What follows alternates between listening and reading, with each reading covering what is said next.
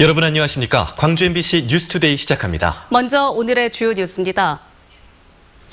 5.18 당시 대원군이 공군 수송기를 이용해 광주 밖으로 시체를 운반했다는 군사 비밀 물건이 발견됐습니다.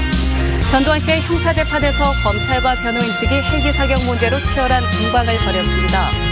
한전배구단의 연고지정 문제로 광주시와 한전이 진실 공방을 벌이며 정면 충돌했습니다. 목포 해상 케이블카의 안전 문제가 발생하면서 개통이 10월로 또 연기됐습니다.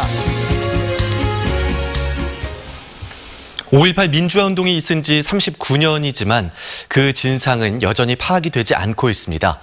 당시 행방불명된 76명의 경우 지금껏 단 한 구의 시신도 찾지 못했는데요. 그런데 5.18 때 공군 수송기가 경남 김해로 시체를 실어 날랐다는 군 비밀 문건이 발견됐습니다. 첫 소식 김인정 기자입니다. 5.18 이듬해인 1981년 육군본부가 군 교육용으로 만든 군사 3급 비밀 문건입니다. 소요 진압과 그 교훈이라는 제목의 비밀 문건에는 1980년 5월 25일 공군 수송기가 김해와 광주로 가며 의약품 등을 날랐다고 기록돼 있습니다. 그런데 바로 옆 비고란에 시체라는 단어가 선명합니다. 공군 수송기로 시체를 광주 밖으로 실어 날랐다는 것으로 보입니다. 5.18 당시 숨진 군인 23명은 성남 비행장으로 옮겨졌음이 기록으로 확인됐고 군 사망자는 영현이라는 높임말로 표기하기 때문에 문건에 기록된 시체는 민간인 시신일 가능성이 큽니다.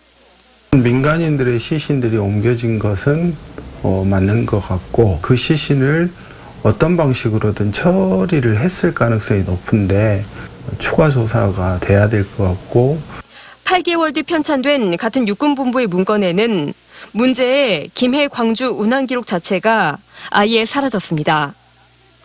또 당시 공군 자료를 살펴봐도 그날 광주와 김해를 오간 수송기 운항 기록은 있지만 뭘 날랐는지를 알 수 있는 운송 품목이 누락돼 의문을 키우고 있습니다.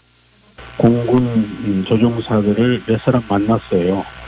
육군들이 모두 화물을 싣고 단순한 조종만 했고 그렇기 때문에 내용물이 뭔지는 모른다. 5.18 행방불명자는 76명. 1997년 이후 11번의 안매장 발굴이 진행됐지만 단 한 구의 시신도 찾지 못한 만큼 이번에 발견된 군 문서가 이들과 관련이 있을지 주목됩니다. MBC 뉴스 김인정입니다. 민주평화당 광주시당은 5.18 기간 동안 계엄군이 수송기로 시체를 운반했다고 기록한 육군본부의 비밀 문건에 대해 조속한 진상규명을 촉구했습니다. 광주시당은 그동안 총 11차례의 유해 발굴을 시도했지만 단 한 구도 찾지 못했던 건 이처럼 광주 외부로 시신이 옮겨졌기 때문인지도 모르겠다며 진상규명위원회의 조속한 출범을 거듭 촉구했습니다. 민주당 송갑석 의원도 군인 사망자에게는 시체라는 표현을 쓰지 않는 점 등을 들어 문건에 밝혀진 시신이 민간인일 가능성이 높다며 진상규명의 필요성을 강조했습니다. 전두환 씨는 5.18 때 헬기 사격이 있었다는 고 조비오 신부를 거짓말쟁이로 표현해 명예훼손 혐의로 재판을 받고 있습니다. 지난달 재판과는 달리 어제 재판에는 전 씨는 출석하지 않고 변호인만 나왔는데 경찰이 제출한 5.18 헬기 사격과 관련한 증거 대부분을 인정하지 않았습니다. 우종훈 기자가 취재했습니다. 전두환 씨는 2017년 자신의 회고록에서 5.18 당시 헬기 사격이 있었다고 증언한 조비오 신부를 파렴치한 거짓말쟁이라고 비난했고 명예훼손으로 고소당했습니다. 지난달 열린 재판에 출석한 전 씨는 사과 없이 왜 이래 한마디만 남겼습니다. 하지만 어제 재판에는 모습을 보이지 않았습니다. 이번 재판은 검찰이 증거 목록을 제출하고 전 씨 측 변호인이 증거로 인정할지 여부를 밝히는 공판 준비 기일로서 지난번과 달리 전두환 씨는 재판에 출석하지 않았습니다. 핵심 쟁점은 헬기 사격 여부였습니다. 검찰은 사격 목격자와 사격 흔적이 남아있는 전일 빌딩 국가수 감식 결과 등 증거를 제시했습니다. 이에 대해 전 씨 변호인은 헬기 사격이 있었다면 조종사와 지휘관이 있을 텐데 관련 증거가 없다고 반박했습니다. 또 조 신부를 거짓말쟁이라고 한 것은 문학적 표현이라며 표현의 자유에 해당한다고 주장했습니다. 한편 형사재판에 이어 광주고법에서는 전두환 회고록 손해배상 재판이 열려 항소심 재판도 본격적으로 시작됐습니다. 지난해 1심 재판부는 전두환 회고록이 5.18 역사를 왜곡했다며 서적의 출판을 금지하고 5.18 유족들에게 위자료를 지급하라는 판결을 내린 바 있습니다. MBC 뉴스 우종훈입니다. 오늘은 봄비가 흠뻑 내리겠습니다. 현재 하늘에는 구름 가득한 가운데 대체로 흐리기만 한 모습인데요. 오늘 오전 중에 남서해안에서부터 비가 시작돼서 낮부터는 광주, 전남 전 지역으로 비가 확대되겠습니다. 이 비는 내일 새벽까지 이어지겠는데요. 광주, 전남 지역에서는 20에서 40mm의 비가 내리겠고 지형적인 영향을 받는 남해안과 지리산 부근에서는 최고 60mm의 많은 양의 비가 내리는 곳도 있겠습니다. 이 비가 내리면서 대기의 건조함은 완전히 해소되겠지만 강한 바람에는 주의하셔야겠습니다. 현재 남해안 지역을 중심으로 강풍 예비특보가 발표된 가운데 이 특보는 오늘 오후부터 발효될 것으로 보이는데요. 해안 지역에서는 초속 10m에서 16m의 매우 강한 바람이 불겠고 그 밖에 내륙 지역에서도 바람이 강하게 불 것으로 전망됩니다. 시설물 관리 잘 하셔야겠습니다. 비가 내리면서 기온은 내림세를 보이겠습니다. 오늘 광주의 한낮 기온 15도로 어제보다 5도가량 낮겠습니다. 날씨 정보였습니다. 한전 배구단이 수원과 연고지 재협약을 한 것을 두고 광주시와 한전이 정면 충돌했습니다. 한전의 일방적인 처사이다. 아니다. 광주시와 충분히 협의했다. 이런 건데요. 이와는 별도로 광주시가 지난 3년간 한전 배구단 유치를 위해 진정 어린 노력을 다했느냐는 지적도 있습니다. 정명욱 기자입니다. 한전 배구단이 수원과 연고지 재협약을 한 건 지난 5일입니다. 이러자 광주시는 수원과의 연고지 협약이 4월 말에 끝나는데도 한전이 짜여진 각본처럼 기습적으로 재협약을 체결했다며 깊은 유감을 표명했습니다. 150만 광주 시민의 간절한 열망과 지역 상생 발전을 외면했다는 겁니다. 결정을 하고 이제 일방적으로 이렇게 통보하는 방식은 굉장히 저희 시민들의 입장에서는 좀 안타까움이 많이 있는 것 같습니다. 반면 한전은 FA 협상 기관과 맞물려 연고지 결정을 더 이상 늦출 수 없어 경기력이나 선수단 의견 등을 종합적으로 고려해 수원 잔류를 결정했다고 밝혔습니다. 또 지난 3일 광주시장과 선수단과의 대화에서도 5일까지 연고지를 결정하겠다고 광주시에 전달했다며 일방적이 아니라고 반박했습니다. 구단 운영상의 일정 때문에 4월 5일까지는 결정을 할 거더라고 미리 사전에 충분히 설명을 드렸고, 그거에 대해서 저희는 결정을 한 것이지 기습적으로 했다거나 이런 거는 절대 아닙니다. 이 같은 공방 속에 광주시가 한전 배구단 유치를 위해 최선을 다했느냐는 비판도 있습니다. 지난 3년 동안 이렇다 할 움직임이 없다가 연고지 협약이 마무리될 때서야 반짝 대응하지 않았냐는 겁니다. 그 어떤 소통도 없이 이제 계약 종료가 다가와서 지금부터 준비를 하면서 그 연고지 이전이 되지 않았다고 얘기하는 것은 좀 무리가 있어 보입니다. 상호 공방과 논란 속에 한 가지 분명해진 건 한전 배구단 유치를 통해 겨울 스포츠 불모지에서 벗어나려 했던 광주시의 계획이 또다시 3년 뒤로 미뤄지게 됐다는 점입니다. MBC 뉴스 정용욱입니다. 광주 백운광장 일대에서 도시재생 뉴딜 사업이 본격적으로 추진됩니다. 광주 남구청은 백운광장 일대가 정부의 뉴딜 사업 대상으로 선정됨에 따라 국비 300억 원을 포함해 모두 879억 원을 들여 청년 특화 사업과 상권 활성화 프로젝트를 진행한다고 밝혔습니다. 이번 정부 공모에서는 순천역 일대와 구례 구도심, 여수 한려지구도 뉴딜 사업 대상지로 선정됐습니다. 민주당 박용진 의원이 유치원 비리와 관련해 사정당국의 철저한 수사를 촉구했습니다. 박 의원은 광주시의회에서 기자회견을 갖고 유치원 비리에 대한 고발장이 접수된 지 3개월가량이 지났지만 검찰은 수수방관하는 듯한 태도를 보이고 있고 국세청 역시 소극적 수사에 그쳐 아쉬움을 주고 있다며 이같이 촉구했습니다. 박 의원에 따르면 17개 교육청이 검찰 등 수사기관에 총 52곳의 사립유치원을 고발하거나 수사 의뢰했으며 이 가운데 광주교육청이 21건으로 가장 많았습니다. 목포 해상 케이블카 개통이 5월에서 10월로 또다시 연기됐습니다. 지금까지 3번째인데요. 기술적인 문제를 떠나 신뢰, 안전에 대한 본질적인 우려가 높아지고 있습니다. 장용기 기자입니다. 목포 해상 케이블카 회사 관계자들이 기자회견을 통해 개통이 연기된 배경을 설명했습니다. 지난 2일 케이블카 철제 밧줄 제작사인 스위스 바짜사의 기술진이 입국해 이음 작업 사전 점검을 하던 중에 중심 밧줄에서 미세한 풀림 현상이 발견됐다는 것입니다. 운행 과정에서 안전 문제가 발생할 수 있다는 케이블카 기계 제작 설치 업체인 프랑스 포마사와 협의를 통해 개통을 늦추게 됐다고 해명했습니다. 메인 로프를 다시 발주하여 시공할 경우 제작과 운송, 시설 및 시운전까지 약 5개월이 소요될 걸로 예상됩니다. 시공사인 새천년 종합건설은 기업은 손해를 감수하면서 탑승객들의 안전을 우선한 결정이라고 강조했습니다. 그러나 시공사의 해명에도 목포 케이블카 사업은 그동안 공사 과정의 투명성과 폐쇄적 운용 등이 문제점으로 제기됐습니다. 지난해 임시로 가설된 화물 운반용 삭도 지지대가 무너져 이달 19일로 개통이 연기됐는가 하면 국제 계약 관례를 무시한 외국 기술진의 무단 입국 지원에 따른 5월 3일 개통 연기, 그리고 공사 안전 관련 일부 의혹도 이어졌습니다. 이런 과정에서 시공사나 목포시는 단 한 차례도 공개 설명이나 추진 일정 등을 밝히지 않았습니다. 시공사의 해명 기자회견, 김종식 목포시장의 사과 성명도 있었지만 시공사의 폐쇄적인 사업 추진 등이 맞물리면서 안전에 대한 우려가 증폭되고 있습니다. MBC 뉴스 장영기입니다.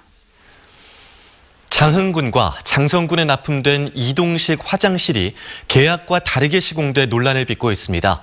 전라남도가 설치 경위에 대한 감사에 나섰고 업체에 대한 경찰 수사도 본격화될 전망입니다. 신광하 기자입니다.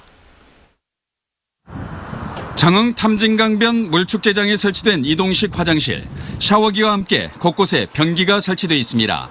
친환경 화장실에 일반 화장실을 설치했다가 논란이 일자 화장실로 변경하는 공사를 진행한 겁니다. 친환경 무방류 화장실을 설치한다며 장흥군이 투입한 돈은 4억 570만 원. 그러나 일반 오수 배출관을 연결한 곳에도 장흥군은 공사비를 그대로 지급했습니다. 친환경 무방류 화장실과 일반 오수관 공사비 차액은 한 동에 8천만 원, 1억 6천만 원을 더 지급한 겁니다. 2년 전 설계와 시공, 계약 과정에서 공사 내용이 변경됐지만 장흥군은 조달 계약 변경이나 예산 회수 등 조치를 하지 않았습니다. 지난해 준공을 앞두고는 무방류 화장실에 대한 검사 기관도 전문기관에서 장흥군으로 변경했습니다. 이게 시설이 안 채우면 바로 사용이 가능하기 때문에 그때 변경하지 않았냐 그렇게.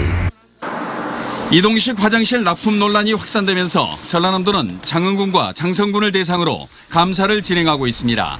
조달청도 이동식 화장실을 수의계약으로 구매해 다른 물품으로 바꾸는 것은 부정납품이라며 현황 조사에 착수했습니다. 탐진강가에 설치된 무방류 화장실의 무방류 설비입니다. 논란이 가중되자 업체 측이 뒤늦게 무방류 설비를 현장에 가져다 놓았습니다. 한편 경찰은 해당 업체의 친환경 화장실이 국립공원 등 전국 40곳에 납품된 것을 확인하고 업체와 지자체를 상대로 조사하고 있습니다. MBC 뉴스 신광하입니다. 광주시는 질병관리본부가 전국에 일본뇌염주의보를 발령했다며 시민들에게 예방접종을 당부했습니다.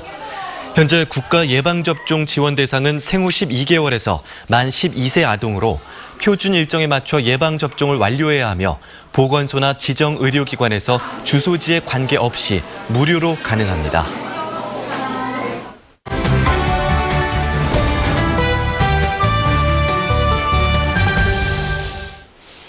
한국개발연구원이 최근 국내 경제 상황에 대해 부진으로 진단했습니다.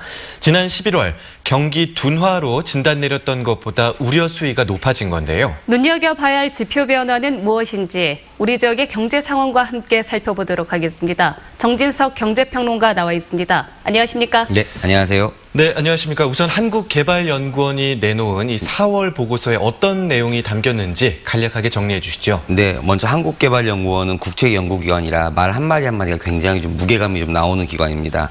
이러한 국책연구기관이 2018년 11월에 경기 둔화라는 판정을 내린 지 5개월 만에 한국경제 부진 판정을 내렸는데요.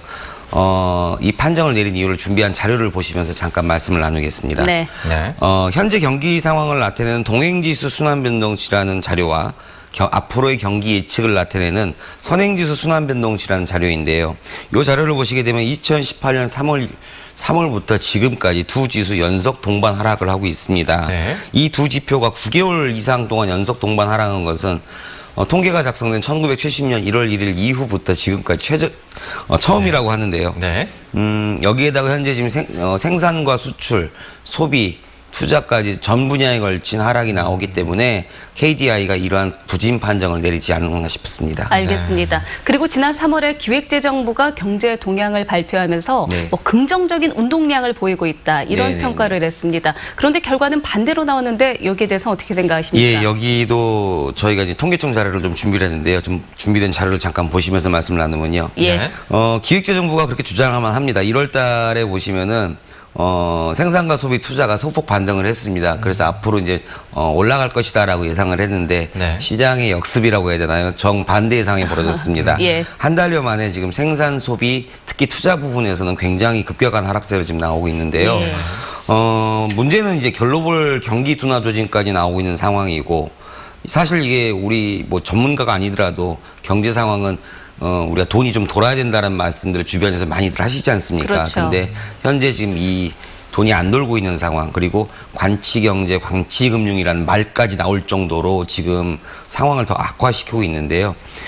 말씀을 나누자면은 한국은행의 통화유통 속도라는 자료가 있습니다. 이번에 발표를 했는데요. 네. 0.067로 최저치를 기록하고 있습니다. 이게 이 수치가 높으면은 시중에 돈이 잘 돌아간다는 얘기고 낮으면은 안 돌아간다는 얘기거든요. 네. 이것만 보더라도 시장의 역습, 규제의 역설이라는 용어가 나올만 하는 그런 상황이라고 볼 수가 있겠습니다. 네, 말씀하신 대로 이렇게 경기가 나빠지게 되면 네. 아무래도 현 정부의 경제 정책이 또 비판을 받게 돼 있지 않습니까? 예, 그렇습니다. 3년 동안 지난 3년 동안의 광주 지역 경기는 어땠는지 네. 그 생산량과 또 출하량을 좀 보면서 살펴볼까요? 여러 가지 자료가 있는데요. 일단은 시간 관계상 좀 자료를 저희가 준비를 했는데 통계청 자료를 준비했습니다. 네. 광주 지역 그 제조업을 포함한 광공업 생산 지수라는 자료인데요. 이 자료만 보시더라도 2016년 1월 89.5라는 수치에서 현재 2019년 2월 76.6으로 후퇴하는 것을 볼 수가 있으실 겁니다. 네. 이 자료만 보시더라도 현재 저희 지역 경제 상황도 이미 3년 전보다 못한 상황으로 지금 가고 있는 상황이 지금 적나라하게 드러나 있습니다. 알겠습니다. 그럼 지난 3년 동안 고용률과 실업률 이 부분도 중요하잖아요. 어떻게 네. 보십니까? 우리 지역 실업률은 2016년 1월 수치가 3.2에서 이때는 실업률이 굉장히 낮았습니다. 그런데 현재 2019년 2월 실업률은 5.3이고 청년 실업률만 보면 더 높죠. 8.3으로 지금 나오고 있는데요. 고용률은 2016년 58.4%에서 2018년 10월 현재 지금 통계가 59.6%로 나오고 있습니다. 요거는 네. 이제 고용은 이제 일자리 질을 좀 봐야 되는 분, 연령대별 질을 좀 봐야 되는데요. 정부 지원의 임시 고용률이 좀 늘어나가지고 현재는 조금 더 높은 걸로 지금 나오고 있습니다. 어찌됐건 민간이 일자리를 창출하는 게 기본인데 현재는 정부와 지자체 중심으로 가고 있습니다. 한계가 있을 수밖에 없는 상황이죠. 네, 그렇군요.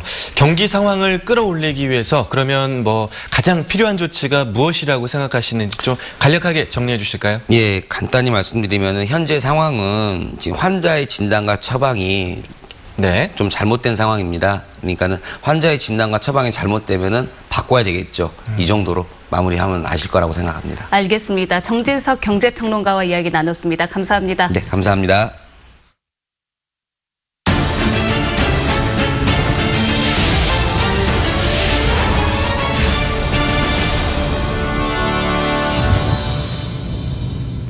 주전 선수들이 부상 등으로 잇따라 전력에서 이탈하면서 기아의 초반 성적이 부진합니다.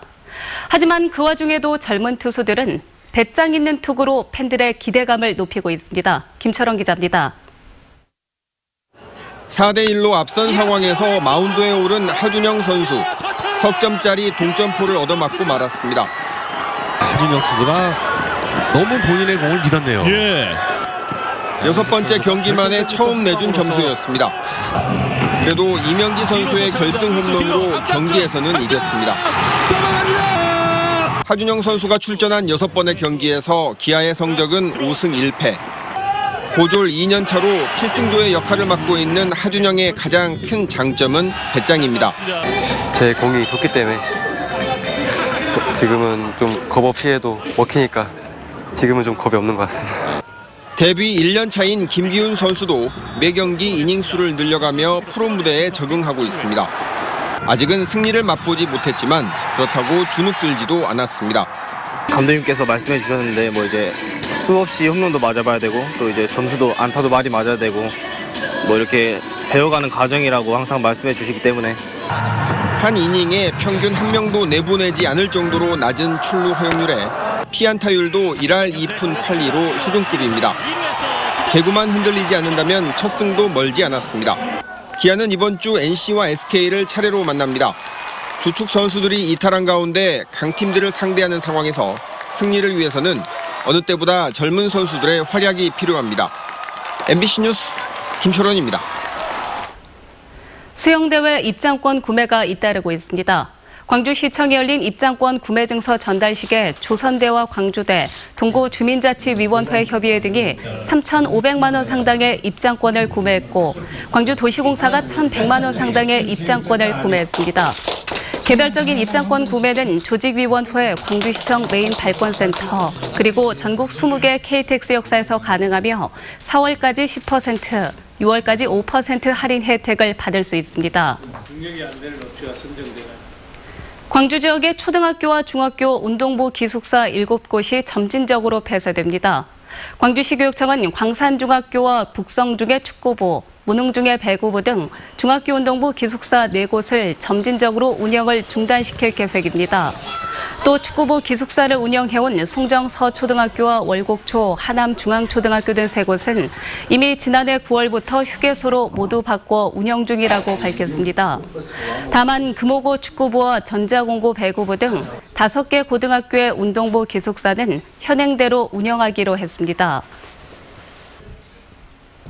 전희경 의원 등 자유한국당 의원 10명이 전수조사 방식의 학업 성취도 평가를 의무화하는 내용의 초중등교육법 개정안을 발의한 가운데 전교조 광주지부가 반발 성명을 냈습니다. 전교조 광주지부는 전수조사 방식의 성취도 평가는 대표적인 교육 적폐인 일제고사의 부활이라며 학생, 학교, 지역 간 경쟁으로 결국 학교 교육 과정을 비정상으로 몰게 된다고 주장했습니다. 광주시가 개청 이후 처음으로 산하 공공기관의 상반기 직원 채용을 위한 통합필기 시험을 다음 달 11일에 실시합니다. 상반기 채용 인원은 광주도시공사 10명 등 13개 기관 41명이며 원서 접수는 19일부터 25일까지 광주시 공공기관 통합 홈페이지를 통해서만 가능합니다. 공공기관 통합필기시험은 그동안 산하 공공기관에서 개별적으로 실시해오던 시험을 올해부터 광주시에서 주관해 동시에 시행하는 것입니다. 빛가람 혁신도시 공공기관 노조가 영월 병합발전소 시험 가동을 막기 위해 강력한 투쟁을 예고했습니다. 광주 전남 공동혁신도시 공공기관 노동조합협의회는 고형 폐기물연료 SRF 열 병합발전소를 시험 가동해 환경 유해성 조사를 하겠다는 것은 공공기관 노동자의 생명과 건강을 위협하는 행위라며 반발하고 나섰습니다. 이들은 열 병합발전소 시험 가동을 시행할 경우 SRF 문제 해결을 촉구하는 연차 투쟁, 공공기관 2단계 이전 반대 투쟁에 적극적으로 나서겠다고 밝혔습니다. 광주 지역 고령 취약계층의 가스 안전 사고를 예방하기 위해 가스 자동 잠금 장치 보급이 확대됩니다. 국민건강보험공단 광주지역본부는 광주광역치매센터 등과 업무 협약을 맺고 치매 안전마을을 중심으로 가스 자동 잠금 장치를 무상으로 보급하기로 했습니다.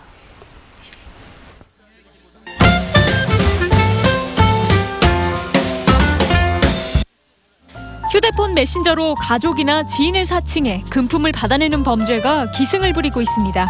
가족 명의의 아이디로 문화상품권의 핀 번호나 돈을 보내게 하는데요. 경찰은 해외 접속 계정이라는 경고 메시지도 표기하고 있지만 대부분 이를 무시한다며 채팅창을 잘 살피고 당사자에게도 직접 확인해야 한다고 당부했습니다. 4월 23일 책의 날을 맞아 남구 구립도서관에서 다양한 문화 프로그램들이 마련됩니다. 청소년 도서관에서는 11일 나비 조명 만들기와 13일 나만의 책갈피 만들기가 진행되고요. 문화정보도서관은 23일 도서관 나들이 가방 만들기 수업을 엽니다. 푸른길 도서관에서는 21일 사서와 함께하는 도서관 추정놀이가 진행되는데요. 남구 통합도서관 누리집에서 자세한 내용을 확인할 수 있습니다. 입체와 평면을 넘나들며 빛을 담아내는 정용규 작가의 전시 빛과 희망의 노래가 화순 소소미술관에서 열리고 있습니다. 빛을 받은 풍경 그림에 입체감을 더해서 전시 조명 안에서도 자연스럽게 그림자를 형성하는 것이 작품들의 특징인데요. 따뜻한 희망이 담긴 그림들 감상해 보시죠. 광주 시립극단의 정기 공연 달빛 결혼식이 26일부터 사흘간 광주 문화예술회관 소극장에서 열립니다. 87년작 우덜은 한한기라를 각색한 작품으로 5.18, 지역 갈등 등의 주제를 풍자와 해악으로 풀어냈고요. 배우와 관객이 직접 소통하는 관객 참여형으로 진행됩니다.